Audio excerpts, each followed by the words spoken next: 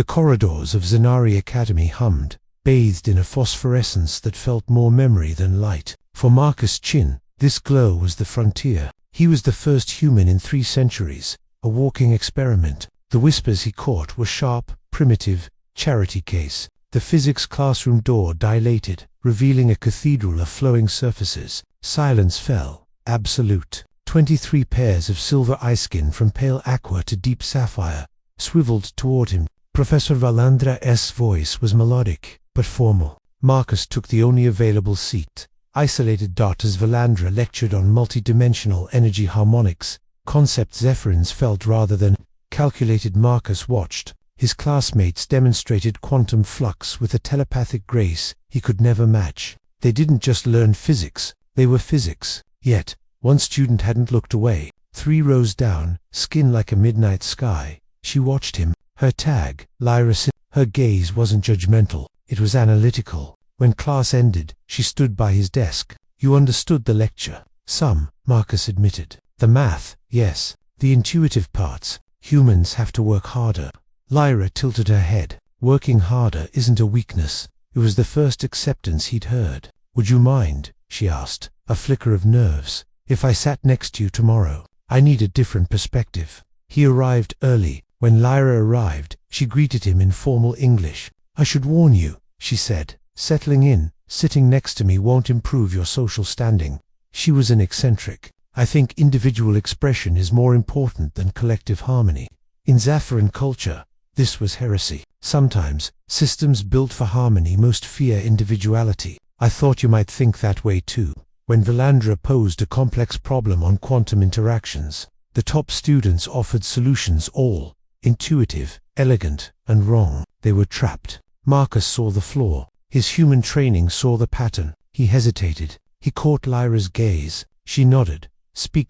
He stood, hands trembling, approaching the holographic display. Professor, what if the phase variance isn't measurement error? What if it's a property of the interaction? He adjusted the parameters. The chaos resolved. The equations simplified into an elegant, self-regulating system. The silence that followed wasn't dismissal. It was thought. Fascinating, Valandra murmured. A completely linear approach. Illuminating. The whispers changed. Clever. Well done, Lyra said quietly. How did you see that? Systematic analysis, Marcus said. Different tools, Lyra mused. Studied together. Lyra's study habits were an understatement. Her dorm wasn't the sterile Zephyrian norm. It was a controlled chaos of light sculptures, multi-species instruments, and data tablets. We often forget that true learning isn't sterile. It's messy and vibrant. They're study aids, she explained. A sculpture began to rotate, its light patterns demonstrating quantum field interactions.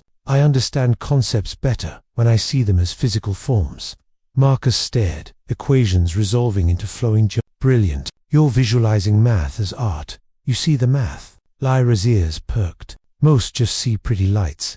The math is what makes them beautiful. They settled in. She played music. She composed melodies based on quantum harmonic relationships. He provided the notation. It was a revelation. Their collaboration deepened. He shared human jazz. She found the messy, individual expression brave. Their sanctuary was breached by Kira, the gifted student. Her polite disapproval was a weapon. Lyra, some of us are studying ... Traditionally. Her eyes flicked to Marcus. With the human, Lyra's voice went sharp. Marcus's insights are invaluable. After Kira left, Lyra's ears drooped. I'm sorry, my friendship with you. I'm an outsider too. Being seen with a human makes it worse. Marcus looked at the art. Lyra, if being an outsider means thinking independently, then I'm proud to be an outsider with you.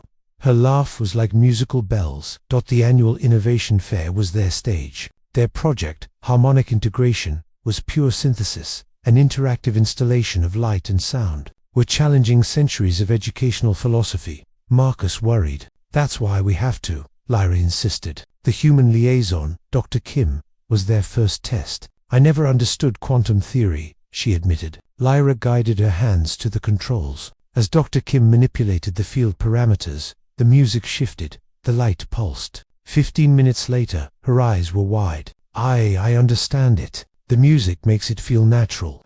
Word spread. Their booth was flooded.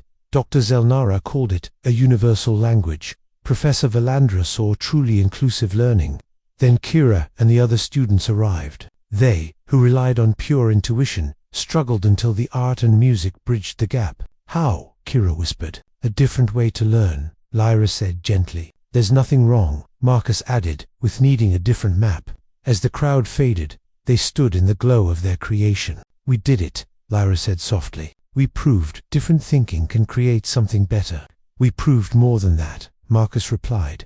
Lyra met his gaze. Marcus, that first day, it wasn't just curiosity. I was fascinated by your resilience.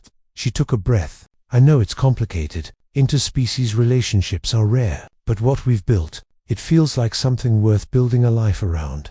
Marcus stepped closer. Lyra, I've been trying to tell you that somewhere between that first study session and today, I stopped thinking of you as a friend, and started thinking of you as everything. Her smile was sunrise. Dating a human comes with complications. I'm fond of complications, Lyra said, taking his hand. 6 months later, they prepared for their joint doctoral program at the University of New Geneva. Their method was revolutionizing the academy. Their story was legend, the outcasts who changed the system. It's a timeless lesson. The greatest changes often start with the quietest acts of defiance. As they watched their transport dock, Lyra asked, "Ready for the next adventure?" "With you," Marcus replied, watching the stars reflect in her silver eyes. "I'm ready." They had found a love that bridged not just worlds, but the space between who they were and who they were meant to become.